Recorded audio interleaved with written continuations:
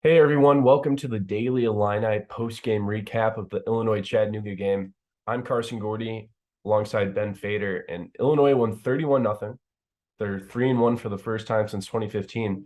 Ben, what were some takeaways that you had from last night's game? Well, I really liked the vertical passing game. I think they really implemented that well, and they put an emphasis on that. They have the identity already of Chase Brown's going to run the ball down your throat, and they're going to execute some of the wide receiver screens and the short passing game. But they also showed that they can pass it down the field, and I really liked that last night. Yeah, that was probably a huge emphasis going into this game because that's the one thing that we both agree was something that the offense had to pick up. Like other than the turnovers, we wanted to see DeVito, make those deep shots, stretch the field vertically. He did a fantastic job. Granted, it was against Chattanooga, but that has to, help confidence for this team. Oh, no doubt. And it was good to see them get in rhythm and show some signs of chemistry. And I think that's going to go a long way to helping them once we get into Big Ten schedule. Yeah, let's listen to what Isaiah Williams said about, the passing game. This is another game where like 9 different guys caught a pass. I mean, is that now a staple for this offense? Yeah, that's a staple. Yeah, that's just Coach Lunny, and that's Tommy DeVito too. He just a guy. He find an open man. Great quarterback. Make great reads, and also it's just like Coach Lunny play calling. You know how to get guys open. You know how to scheme plays. Both of them just special, and they just a good 1-2 punch. Yeah. So Isaiah Williams pretty much saying, hey, it's going to be a staple. 9 guys are going to touch the ball. Barry Lunny's going to get players involved. How does that help the offense when you got 9 guys that can potentially, get touches?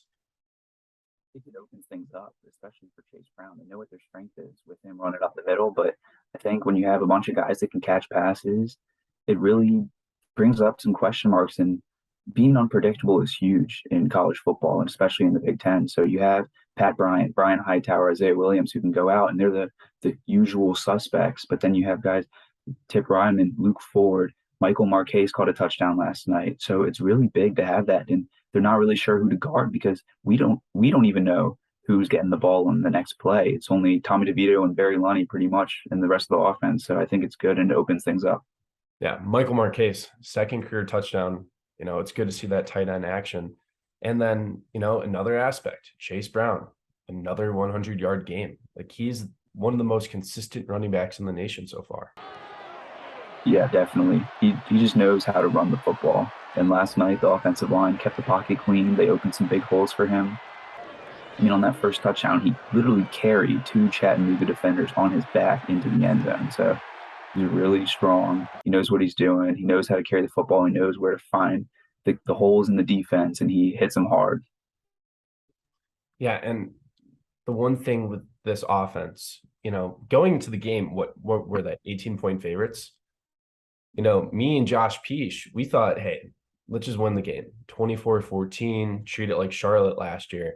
It caught me even by surprise the way they came out in the first half. It seems like Brett Bielema has built a program where they're going to get ready for these games that they should win. Oh, yeah. And I think that was a really big point of emphasis in practice this week. They talked about cleaning up some of the turnovers, cleaning up penalties, cleaning up their game in general. And I think the coaches really hammered that into them in the bye week. Playing clean and playing confident. And I think confidence is what we saw a lot of. And that's what we liked most out of, especially Tommy DeVito yesterday. But they showed that they were ready. And I mean, if they come out like that against Wisconsin, it should be a good game. Yeah. And then defensively, they haven't allowed a touchdown at home all year. I think this is the second game in a row where we've really seen Ryan Walters be able to not hang his corners out to dry, but leave them alone out there. They're out there on an island and they're hard like that. And he's able to send pressure, 6, 7 guys at the quarterback, and that really disrupts the pocket. It makes the quarterback uncomfortable, and it helps the corners out too, but they don't really need help out there. They're guarding pretty well. Yeah. Brett Bielema has been impressed with his unit so far. Like, here, let's take a listen to this quote that he had. I know that the first string defense at the end of the Virginia game asked back in to maybe keep that touchdown streak going. How much do you think that has built on itself? Ryan and I had a conversation about that on Sunday after that Virginia game. You know, that group wanted that, right? I think they felt hollow after that Indiana, ending, and they wanted to be able to, prove to themselves mentally and physically that they could do that. And I don't know the exact factor on our season, but I do think that's a point that our guys now have learned that lesson, and hopefully we can carry it forward, because now obviously the stakes have gotten a lot higher. My big takeaway, he said the team felt howl, after that Indiana showing. That's the kind of game that could have ruined this program. That's a big Friday night game. You want to start 2-0, and then you lose to a Hoosier team that you think you should win against. I've been impressed the past 2 weeks of how they responded to that game. Yeah, that's definitely a game where if used right, it could really benefit the team later on in the season. I think we've seen that they're using that right so far. I mean, game against Virginia and game against Chattanooga weren't particularly close at all, and it looks like they all feel that they have something to prove, and they're playing like that out there. And I think they got stronger from the Indiana loss, and they learned from their mistakes. It's been 2 years, less than 2 years, and Brett Bielema has already fixed a lot of mistakes from Lovie Smith. Yeah, and I think fixing mistakes is the name of the game. And that's something that Lovie Smith is unable to do. And Bielema came in here. He said yesterday, like, when he wanted to take the Illinois offer, he thought this was a program that he could do something with. And he's definitely corrected a lot, and he's correcting a lot week to week. And I think we're seeing that with the improvements. Yeah, I mean, it's going to be a big week for him next week, going up to Wisconsin. He's trying to play down the distractions. He's trying to say, it's another football game, but he is human. Like, he is acknowledging he has a lot of history in Madison. He met his wife there. He's proud of his success there. I mean, he won 3 Big Ten championships, led his team to 3 Rose Bowls. If you're Brett, like, are you rejecting these television interviews? I think you have to reject these stories, and I think he is, and he said he was rejecting a couple. I think he'd be lying if he told us that it's not moving in the back of his head about the meaning of this game for him. And I think he really wants to win this game, but I think it's good that he's gonna keep cool, keep a straight face, and tell everybody that he just wants to focus on Illinois. He's just getting his players ready. I think that's good for their confidence. Like, has the success of the vertical passing game against the Chattanooga make you think, yeah, they could throw 250, 300 yards, against the Badgers? 100%. I think going into Big Ten play, they're going to have to do that, because I think these Big Ten teams are going to stack the box because they know Chase Brown. It's not a secret anymore. Everybody knows who he is, and they know that that's the power of this offense. So I think Wisconsin's going to give Tommy DeVito in the passing game their chances early. And until they prove that they can hit some of those, I think they're going to keep sacking the box and leaving them one-on-one man coverage outside. But I think that they showed this weekend that they're capable of it, or this Thursday last night that they're capable of it. And I think that if they manage to pull it off, then Wisconsin will have to change, and it'll open up for other parts of the offense. So I think that mixed with the diversity, the vertical passing game could open up, and we could see some big numbers for Tommy DeVito. Yeah, they're going to need it. I mean, if you want to beat Wisconsin, I mean, that defense, say what you want about Graham Mertz and that offense production, like, they're going to play defense. They're going to be coming in 1 week after Ohio State, probably angry after a loss. I mean, it's going to be a tough game for Illinois, but it's probably one of the most impressive results if Brett Bielema could pull that one off. Yeah, and I mean, this is the goal when Brett Bielema came here to Illinois, to all be having competitive games early in the season. We're not even halfway through yet, and we're looking at this game as, hey, this is a signature win. This is a win that could easily put you in bowl prospects before the halfway point of the season. So I think this is what you look for in a program. You want to have big games like this, and you want to go play in them. And I think that this team is hungry, and they're going to come out with some fire. And if you want the fans to show up, you're going to have to win games like these. Like, you're going to have to prove it to fans. Like, and just objectively, if the program usually goes 4-8, 5-7, yeah, it makes sense that kids won't be interested.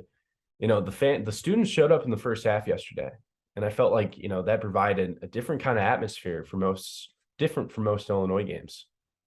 Yeah, I mean, I think a Thursday night game is hard to get fans to. I mean, people coming down for work, other season ticket holders, but I think it was a pretty good showing because they're noticing and starting to have a little bit of respect for this team. But if you win this game, that could get some people out here for the Iowa game too afterwards. I think that's really going to be a knock on the head to some of these Illinois fans. Hey, we're back. We should start going and paying attention to this team. I mean, even a close game sparks the interest a lot. Those fans were not happy after that Pat Bryant touchdown got called back. Was that a holding? I think it was holding. I mean, you're playing Chattanooga. I think he had both arms. I think the part that made it clear to me was that the Chattanooga defensive back did not have any hands on the Illinois wide receiver. So he was clearly trying to get away, and we weren't letting him. So I think you have to call that holding. Yeah. Hey, overall though, pretty clean game from Illinois. Not, too many turnovers. And yeah, I was impressed. Like usually you beat an FCS school, it's like, yeah, duh. But hey, they're only 18-point favorites. Like this is a program that continues to have to prove to the national media that this isn't same old Illinois. Yeah. And I think steps in the program need to be made to start proving that you were not the same Illinois. And I think that's one of them, taking care of business when you need to. And that's exactly what they did. No offensive turnovers last night, 2 penalties, both on the offense, none on the defense, I'm pretty sure. So it's just signs that they're paying attention. They're seeing what they're doing wrong and they're emphasizing that, they're attacking that. And it's making them look like a better football team and a more attractive one that people should want to watch. Yeah. All right. Well, that's going to wrap it up. But before, let's play this one fun quote from the press conference, from the postgame press conference. Of confidence or trust with Tommy starts for you? Like I said, just after practice, him trusting me, just every time he throw me the ball, he knowing I'm gonna catch it. I feel like just doing that and then having that same relationship off the field, going out to eat, talking about football, watching football together, and played a big role in that duo. What's the restaurant of choice for you and Tommy DeVito? Buffalo Wild Wings for sure. BW3, going there watch the games all day. Hey, I like Buffalo Wild Wings mostly during March Madness, but dude, that's expensive. I'm in college. I cannot go to Buffalo Wild Wings every single time. I'm a big mild guy though. The mild wings, boneless. They got that and those NIL deals working for them, so maybe it's not as much of a problem for them if they want to go out and relax one night and have a post victory Chattanooga Buffalo Wild Wings dinner. Well, I'm sorry that genetics didn't gift me, athletic abilities and NIL money. But Carson, maybe you should have just trained harder. Yeah, maybe. Yeah, I did not work hard. Well, hey, that's going to do it for this post-game show. I'm Carson Gourdie, joined alongside Ben. Hey, Ben, thanks for coming on. Thanks for having me. Yeah, no worries. Illinois, 31-0. They got a longer week, regular week before taking on the Wisconsin Badgers. Thanks for watching.